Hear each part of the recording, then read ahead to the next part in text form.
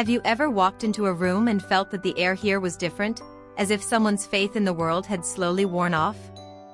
Imagine a room where, instead of paintings, childhood dreams hang on the walls. Some glow, others have faded to transparency.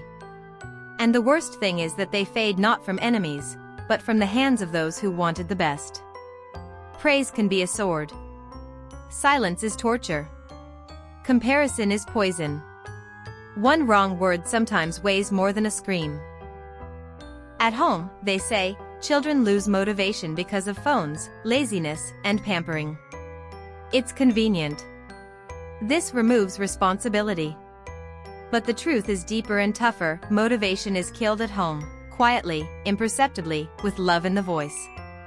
The small voice inside the child is filled with other people's assessments, rather than his own desire for an open world.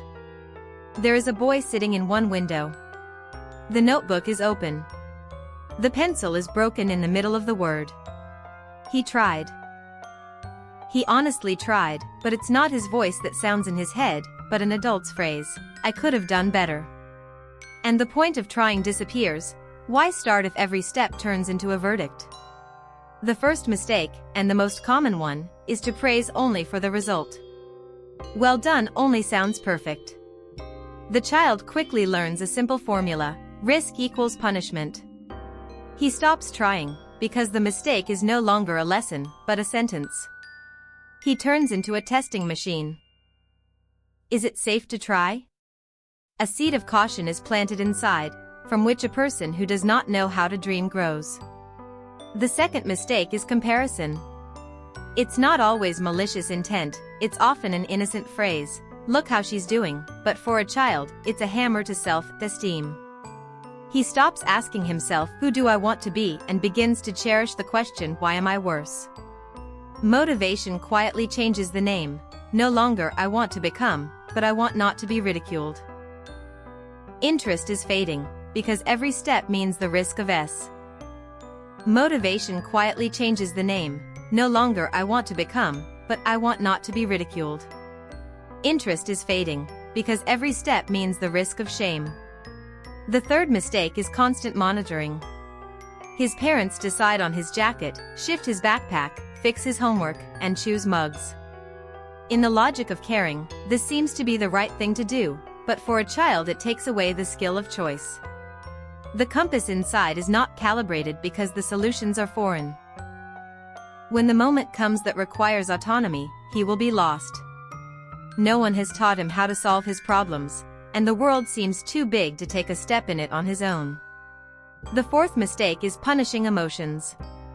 Don't cry, don't be like that, don't get mad. Adults tend to adjust the child to a comfortable rhythm for themselves, and erase feelings as unnecessary noise. But emotions are the fuel of action, the map of the world. If a child is forbidden to be angry, sad, or happy all over his chest, he loses energy. And where there is no energy, there is no motivation. He turns gray because his palate has been taken away from him. The fifth and perhaps the most insidious mistake is love as a reward for success. Hugs come after high fives, warmth after praise, silence after mistakes. Love is turned into currency. If you get it, you deserve it. If you don't get it, you lose it. This creates a trading system within the child. He begins to work not for the sake of joy, but for the sake of survival. His motivation is not an inner drive, but a constant purchase of approval. And when the resource of praise runs out, he remains with emptiness. Time passes, and you see a teenager. He has a room, the internet, everything outside, but inside there is no desire. He's not lazy, he's given up.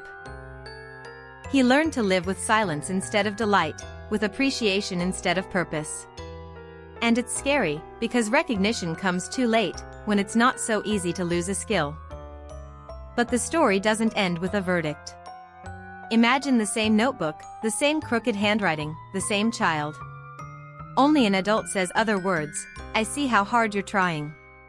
Not "well done" just for the top 5, but an honest comment about the process. Not "why not like Sasha's," but "what helped you today?" Not "don't cry," but "I'm there when you're scared." A small flame lights up, not from external praise, but from trust. This is a different kind of motivation.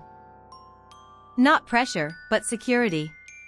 The pedagogy of mistakes is simple, but incredibly rare. Praise should nourish the attempt, not depend on the result. Comparison should be replaced by comparison with yesterday's self. Control should be translated into mentoring. Emotions should be nurtured, not suppressed. Love should be given just like that. It's not a trick, it's a choice every day. Remember the moment when you didn't intervene for the first time. When you let yourself fall and get up by yourself. When you didn't correct for the child, but prompted with a question. When you asked, "How do you feel?" instead of "Why did you do that?" These seconds form a new layer. They teach, you can be, even if it's crooked. You can try, even if it's scary. You can want to, even if your hands are shaking. 15 small changes and the picture changes. The boy at the window picks up the pencil again. The first stroke is crooked, but he's smiling.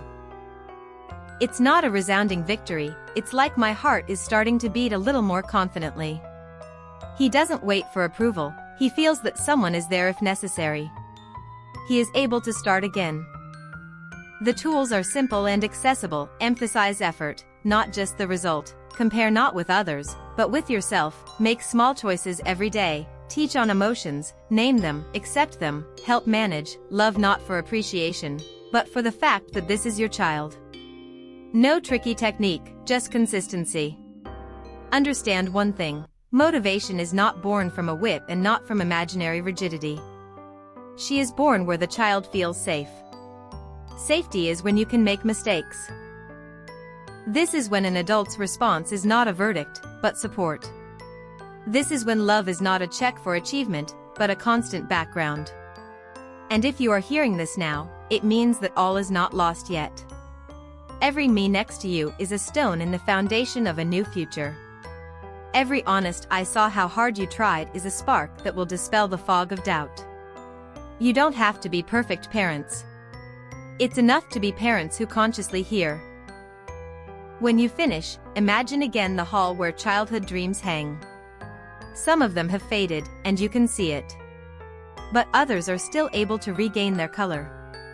It depends on you which canvases will burn tomorrow. Not with the words "I could have done better," but with the actions "I'm with you." You create a space where the child learns to want again, learns to take steps again, feels the taste of the present again, not squeezed out by praise, but born out of inner need. You are not a sentence. You are a chance.